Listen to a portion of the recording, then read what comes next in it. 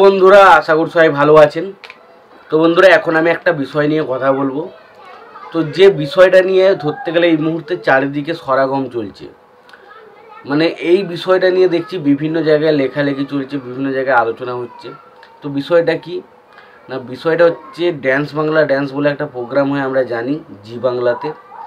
তো সেই একটা রিয়ালিটি শোতে রবীন্দ্রনাথ ঠাকুরের চণ্ডালিকার যে বিষয়বস্তু সেটাকে তুলে ধরার চেষ্টা করা হয়েছে, এবং সেখানে রবীন্দ্রনাথ ঠাকুরের ওই যে চণ্ডালিকা ওই বিষয়টাকে তারা একটা হিন্দি গানের মাধ্যমে এমনভাবে প্রেজেন্ট করেছে, যেটা কোনো জায়গায় মনে হয়েছে যে রবীন্দ্রনাথ ঠাকুরের যে চণ্ডালিকা সেটাকে বিকৃত করা হয়েছে। তো সেটা নিয়ে কিন্তু সোশ্যাল মিডিয়ায় একটা বিরাট শোরগোল চলছে, এবং সত্যি কথা বলছি এই বিষয়টা নিয়ে এই ছবির এই রিয়ালিটি শোয়ের একজন জাজ, যার নাম হচ্ছে মমতা শঙ্কর, তিনি কিন্তু সরাসরি একটা বক্তব্য রেখেছেন, এবং তারপর থেকে যেন জিনিসটা আরও বেশি ভাইরাল হচ্ছে এবং প্রত্যেকটা মানুষ এই বিষয়টার একটা বিরাট তীব্র নিন্দা জানাচ্ছে। তো দেখুন, প্রথমত আমি যেটা মনে করি যে রিয়েলিটি শোতে আমরা যেটা দেখে ভাবি যে না এটা পুরো অরিজিনাল, এখানে জিনিসটা আমরা দেখি, কিন্তু সত্যি কথা বলতে 99% বা 95% এরকম বিষয় যদি আমরা বলি, এটা পুরোপুরি স্ক্রিপ্ট ওরিয়েন্টেড। মানে আপনাকে বলা হয়ে থাকে যে এটা বলবেন, এটা করবেন, এটা হবে, এরকমভাবে পুরো স্ক্রিপ্টভাবে করানো থাকে।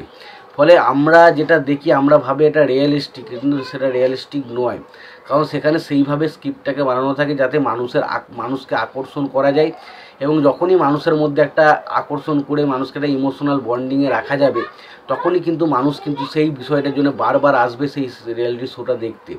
তো সেই জিনিসগুলো কিন্তু বারবার এই সমস্ত রিয়েলিটি শো সারেগামাপা, মিরাক্কেল থেকে শুরু করে আর যে সমস্ত শোগুলো হয়, প্রত্যেকটা শোতে কিন্তু একই ব্যাপার। বা আমাদের শুধু বাংলা বলে নয়, বাংলা বা হিন্দি সমস্ত জায়গাতে রিয়েলিটি শোতে আমরা এটাই দেখেছি, জোর করে কাতুকুতু দিয়ে হাসানোর চেষ্টা করা, এবং পাশাপাশি এই জিনিসগুলো হয়। এবার বিষয় হচ্ছে কি, সেটা যা হচ্ছে হোক, সেটা কোনো ব্যাপার নয়, যা হাসাচ্ছে কী করছে না করছে সেটা তাদের ব্যাপার।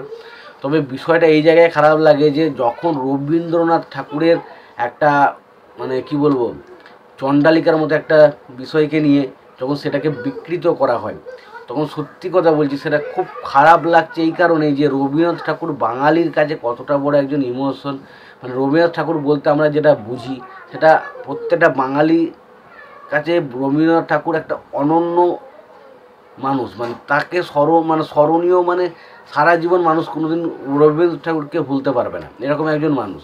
তো সেই মানুষটার বিষয় নিয়ে যখন এরকম নোংরামি হয়, সেটা কোথাও না কোথাও গিয়ে বাঙালি হিসাবে নিজেদেরকে কিন্তু সত্যিই খারাপ লাগে। দেখুন, এটা আমি কোনো রিয়ালিটি শোটাকে ছোটো করছি না বা বিষয়টা করছি না, কিন্তু এই যে বিষয়টাকে তুলে ধরা করছে সেটা সত্যি ভালোভাবে যদি প্রেজেন্ট করতো, সাথে কোনো সমস্যা ছিল না।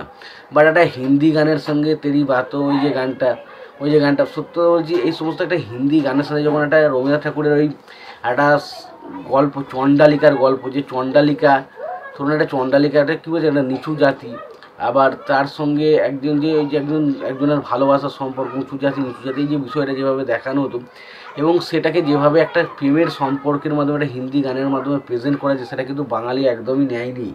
বাঙালি সেটা একদমই ভালোভাবে নেয়নি, এবং প্রত্যেকে কিন্তু এটা ক্ষিপ্ত হয়েছে, এবং অনেকেই কিন্তু এই বিষয়টা নিয়ে আলোচনা করেছে, মুখ্যপাত করেছে। তো সত্যি কথা বলছি, এই জিনিসগুলো বন্ধ হওয়া দরকার।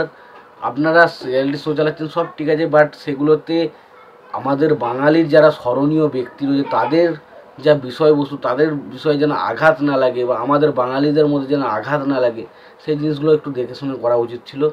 বাট আমার মনে হয় এই জিনিসটা খুব খারাপ করেছে, এবং এটা প্রত্যেকেরই এই বিষয়টা নিয়ে কথা বলা উচিত। এবং দেখুন, সত্যি কথা বলতে গেলে এই বিষয়টা অ্যাকচুয়ালি ফায়দা নেবে হচ্ছে এর যা চ্যালেঞ্জ, কারণ এখানে যদি এটা নিয়ে নেগেটিভ কথা হয় সেটাও কিন্তু মানুষজন দেখবে, তাতেও একটা ভিউজ মেম্বারশিপ জানাবে, বা ধরুন পজিটিভ কথাবার্তাও সেটাতে তো ভিউজ জেনারেট হবে। তো অ্যাকচুয়ালি পুরো বিষয়টা দাঁড়িয়ে রয়েছে ভিউজের ওপর।